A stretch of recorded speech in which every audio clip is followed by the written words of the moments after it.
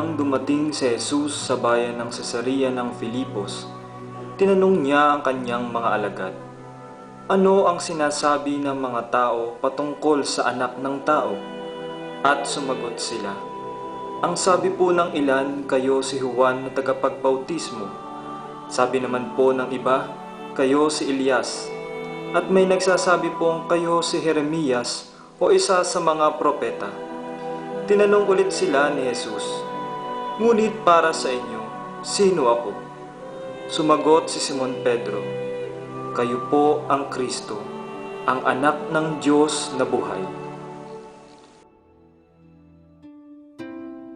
Marahil naranasan na natin minsan sa ating buhay na matanong ng ganito, "Iho, iha, kaninong anak ka?" Normal lamang sa ating mga tao, lalo na sa mga matatanda, na tanungin kung kaninong anak tayo.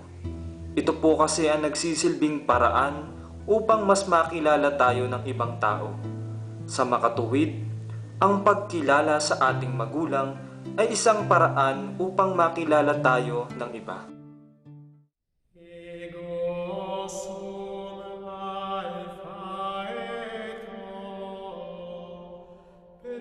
Isinasaad ng ating pananampalatayang Katoliko na si Jesus ang anak ng Diyos. Bukod sa pagiging anak ni Jose na isang karpintero, si Jesus din ay anak ng Diyos na buhay. Ngunit paano natin ito maiintindihan at mauunawaan?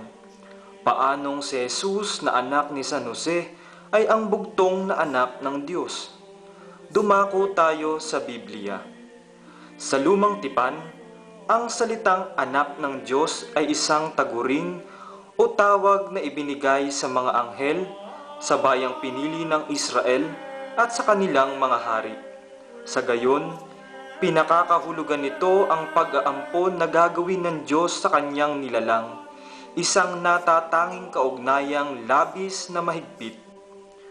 Ngunit sa Bagong Tipan, kung saan makikita natin ang kaganapan ng mga pangyayari sa Lumang Tipan, ang patunay na si Jesus ang anak ng Diyos ay malinaw na makikita sa maraming tagpo. Una, nang si Jesus ay binyagan ni Juan Bautista sa Ilog Jordan, biglang nabuksan ang langit at nakita ni Jesus ang Espiritu ng Diyos na bumababang parang isang kalapati at dumapo sa kanya. At isang tinig sa langit ang nagsabi, "Ito ang minamahal kong anak na lubos kong kinalulugdan." Pangalawa, makikita din natin sa tagpo na kung saan si Jesus ay nagbagong anyo na siya nga ang anak ng Diyos. Habang nagsasalita pa si Pedro, nililiman sila ng napakaliwanag na ulap. Mula rito'y may tinig na nagsabi, "Ito ang minamahal kong anak na lubos kong kinalulugdan. Pakinggan ninyo siya." Panghuli, lubos na pinatunayan ng pahayag ni San Pedro na si Jesus ang anak ng Diyos ng kanyang winika. "Kayo po ang Kristo, ang anak ng Diyos na buhay." Ano naman ang hamon na iniiwan sa atin ng ganitong paniniwala na si Jesus ang anak ng Diyos? Simple lamang, hinahamon tayo na lalo pa nating palalimin ang ating paniniwala kay Jesus, sapagkat siya ang tunay na anak ng Diyos. Isinasaad sa Katisismo ng Simbahang Katolika na upang maging Kristiyano, kailangan nating sumampalataya na si Jesucristo ay ang anak ng Diyos. Isinasaad din sa unang sulat ni San Juan, "Ang di kumikilala sa anak ay di rin kumikilala sa ama. Kapag kinilala nino man ang anak, kinikilala rin niya ang ama." Ang pagpapahayag na si Jesus ang anak ng Diyos ay bahagi ng pananampalatayang Kristiyano. Si Jesus lamang ang bugtong na anak ng Diyos.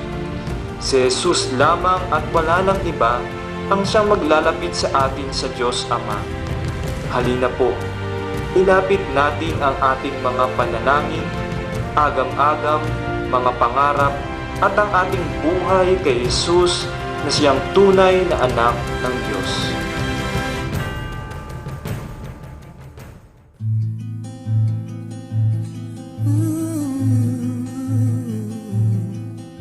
Sumasampalataya ako sa Diyos, Amang makapangyarihan sa lahat.